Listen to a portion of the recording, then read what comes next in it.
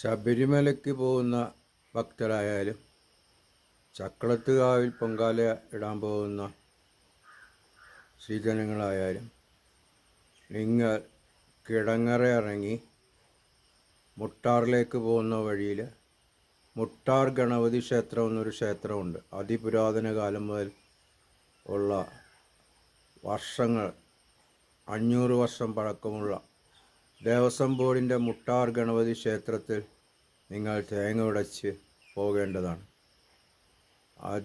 നിങ്ങൾ വിചാരിക്കുന്ന കാര്യങ്ങൾ നടത്തിത്തരുന്ന ഗണപതിയാണ് അവിടെ ഉള്ളത്. മുട്ടാർ ഗണപതി ക്ഷേത്രം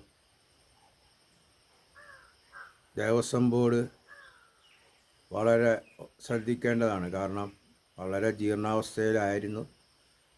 ഇനി അതൊന്ന് ദേവസ്വം ബോർഡ് അതൊരു ശബരിമലയ്ക്ക് പോകുന്ന ഭക്തന്മാർക്ക് ഒരു വിശ്രമ കേന്ദ്രം കൂടി അവിടെ ഒരുക്കിക്കഴിഞ്ഞാൽ ഈ ഗണപതി ക്ഷേത്രം കൂടുതൽ പ്രസിദ്ധമാകും. മുട്ടാർ ഗണപതി ക്ഷേത്രം ദേവസ്വം ബോർഡ്, തിരുവിതാംകൂർ ദേവസ്വം ബോർഡിൻ്റെയാണ്. എത്രയും പെട്ടെന്ന് ആ ക്ഷേത്രം പുനരുദ്ധരിക്കാൻ വേണ്ട നടപടികൾ സർക്കാർ സ്വീകരിക്കണം.